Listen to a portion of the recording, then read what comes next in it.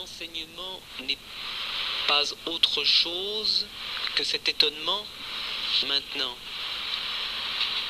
Donc en cela, toi, chacun d'entre nous, qui sommes dans l'étonnement, nous ne transmettons que ce que nous sommes. Donc nous sommes tous des transmetteurs. En cela, il me semble, au sens de ce que je tente de formuler, toi comme moi, il n'y a que cet étonnement. Avec une question ou sans question. Et là, j'interviens, je pose une question. Je viens d'entendre parler de transmetteur et transmission, comme le courant, comme l'énergie. Oui. Il y a aussi les fusibles, ceux qui sautent entre ces transmissions. Oui, effectivement. Les fusibles qui sautent, effectivement, s'ils sautent, c'est parce qu'ils sont certainement pas adaptés à ce moment-là à une intensité d'énergie nouvelle qui fait que le fusible va devenir inadéquat. Oui. On parle de fusible, de transmission, on va continuer. Il y a aussi les témoins. Donc ces petits clignotants qui sont témoins de l'instant présent et qui relatent. Donc le témoin relate et ne fait que relater en fonction de ses concepts, de ses préceptes, de ce qu'on lui a mis dans le crâne depuis sa naissance. Là effectivement, ce que tu exprimes là, c'est que au sein de sa réalité humaine, si il y a la volonté de se faire comprendre, cette volonté de se faire comprendre, c'est une volonté à ce moment-là de transmettre son savoir, ou de donner son savoir, ou de forcer à ce que son savoir trouve progéniture, d'engendrer un savoir de savoir. Ça oui. Là, ce qui me semble lié à la transmission au sein des voies spirituelles, toutes les voies, n'est-ce pas, de maître à disciple, pour reprendre vraiment cette évidence-là, réside dans le fait que la parole, le verbe, le corps de doctrine est au service du réveil et de la pratique du réveil pour que l'aspirant, le disciple ou l'adepte, ou celui qui est en souffrance tout simplement, puisse entendre le verbe, le mot, cela qui va être en correspondance, résonance avec sa réalité intime, non pensable, et que le verbe de l'éveillé ou du libéré vivant puisse sonner à l'endroit même où ça dort. Et qu'est-ce qui fait que d'un seul coup la parole du chaman qui vient tellement loin et tellement haut par rapport à un émo qui se promène dans la rue ici en bas, qu'est-ce qui fait qu'il y a concordance d'un seul coup entre lui et ce Nemo qui se promène, le Kidam, l'inconnu?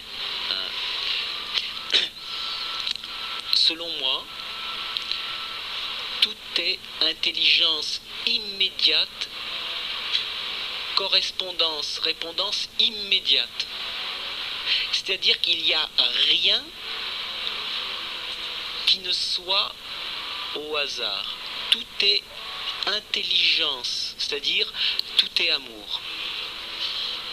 Et pourtant, je reste toujours avec mon questionnement et je me dis, ce maître qui vient de si loin, et je ne l'appelle pas maître, je ne sais pas, c'est un personnage tellement intéressant pour moi. Si je veux bien le comprendre, il faut quand même que j'ai un cheminement, que j'apprenne. Donc d'un seul coup, position de disciple, ou en tous les cas, si ce n'est pas disciple, c'est d'élève. Et élève, disciple, alors, il n'y a qu'un pas. Au sein de toutes les voies spirituelles... Il faut apprendre. Oui. On ne fait pas les maths sup sans savoir compter. Alors au sein de toutes les voies spirituelles, effectivement, il y a cette évidence de l'aspirant ou de celui qui est en souffrance, qui aspire à la libération. Et beaucoup de maîtres appellent... Alors, qu'est-ce qu'un maître, tout simplement? Cela que je ne peux pas dire, ou cela qui est libre de tout conflit, de toute souffrance. Et cela qui est libre de toute souffrance dans un être humain a toujours été, est et sera.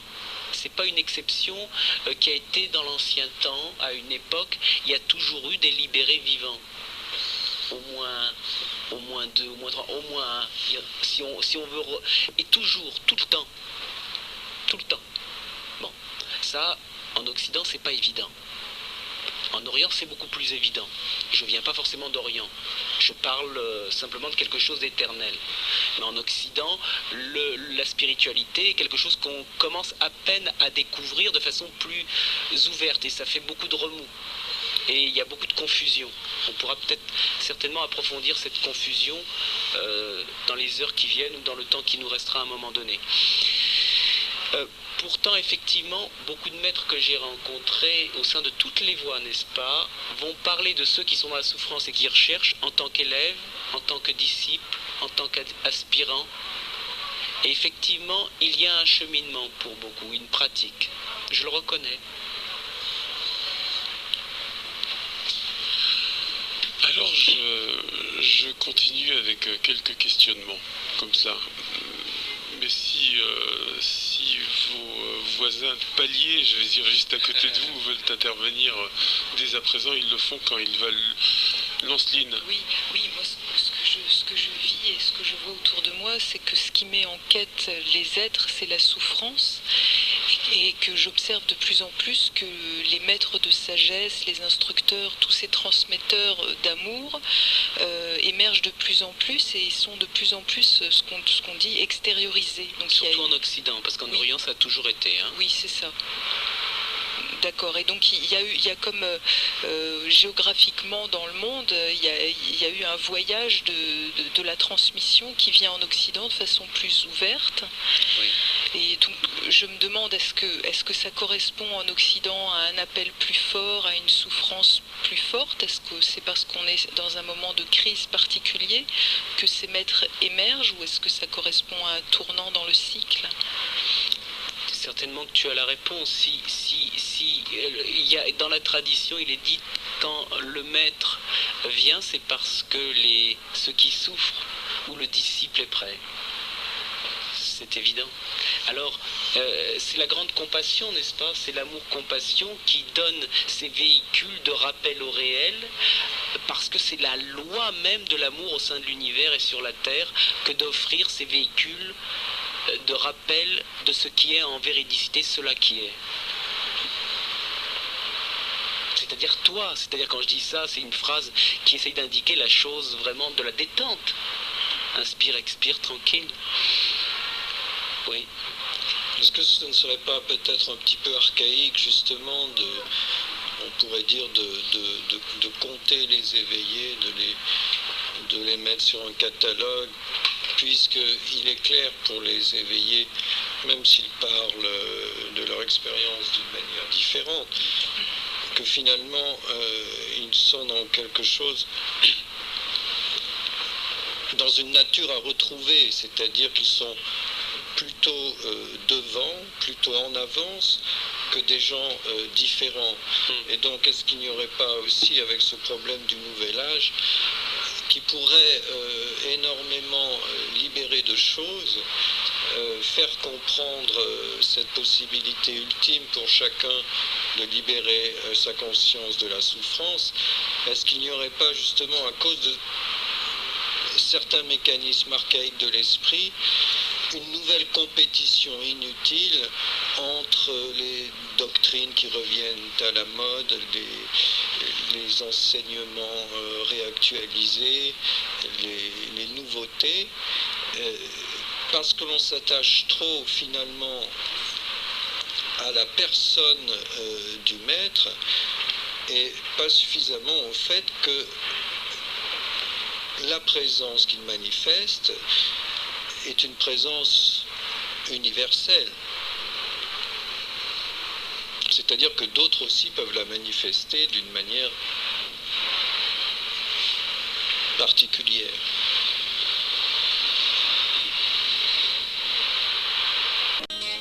Radio Ici et Maintenant, je vous rappelle que nous sommes en compagnie de Solaris et nous avons commencé à parler quelque peu de son ouvrage qui s'appelle Insurrection solaire. De l'éveil spirituel à la conscience supramentale, c'est juste en dessous de ce gros titre. Et puis une figure comme cela, plein de soleil, plein de couleurs. Un ouvrage qui nous fait carrément 286 pages, là, comme cela. Et libre propos qui ont été rapportés, nous dit Solaris. De la poésie, des surprises. Voilà. Oui, et c'est un ouvrage qui était chorégraphié.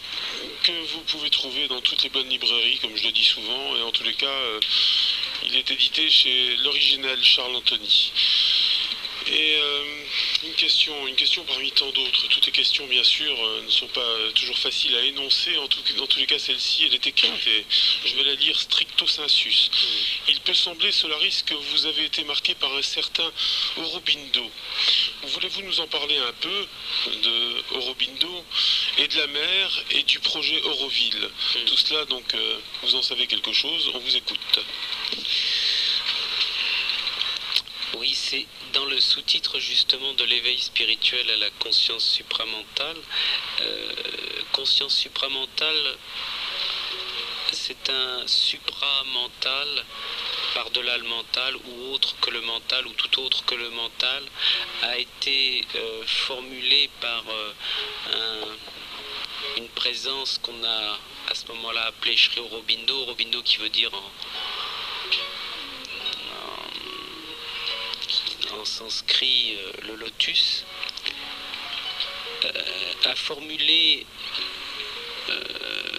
justement le passage au sein de la vie terrestre, le passage d'une espèce mentalisée,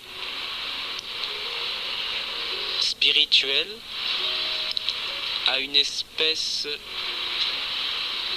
supramentale, c'est-à-dire qu'il a exprimé le fait qu'il n'y avait pas seulement la libération au sein de l'esprit, c'est-à-dire le dévoilement du fait immuable dans sa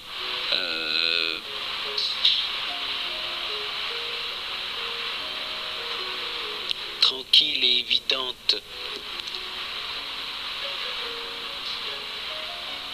réalité statique, ou dans un dynamisme qui reste encore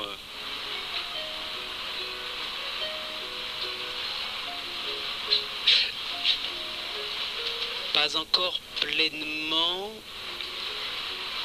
expression directe et immédiate d'une vie humaine totalement libre.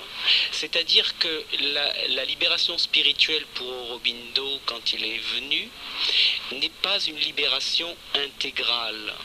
C'est-à-dire que l'éveil spirituel, c'est ce décollement en fait, et de tout temps, n'est-ce pas, et à toutes les époques, n'est-ce pas, et dans toutes les traditions,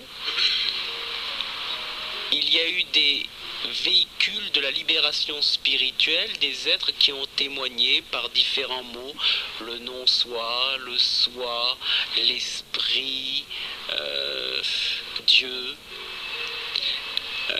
ont exprimé au cours de l'histoire de l'humanité, ont exprimé la béatitude possible pour l'homme.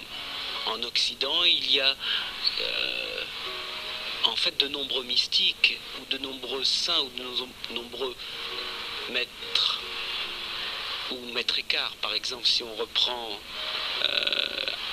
à mon sens, un grand de l'Occident. Enfin, quand je dis un grand, un être de simplicité, du fait simple, ou Angelus Silesius, ou Jacob Böhm, ou bien d'autres, et qui ont été, ne serait-ce qu'en Occident, pour parler en Occident, qui ont rappelé que l'homme peut être libéré spirituellement, c'est-à-dire connaître les délices du fait d'être. Il n'en demeure pas moins pour Aurobindo que cette réalisation-là, cette réalisation dite donc spirituelle, ne touche pas à la nature. C'est-à-dire que la nature reste conditionnée et soumise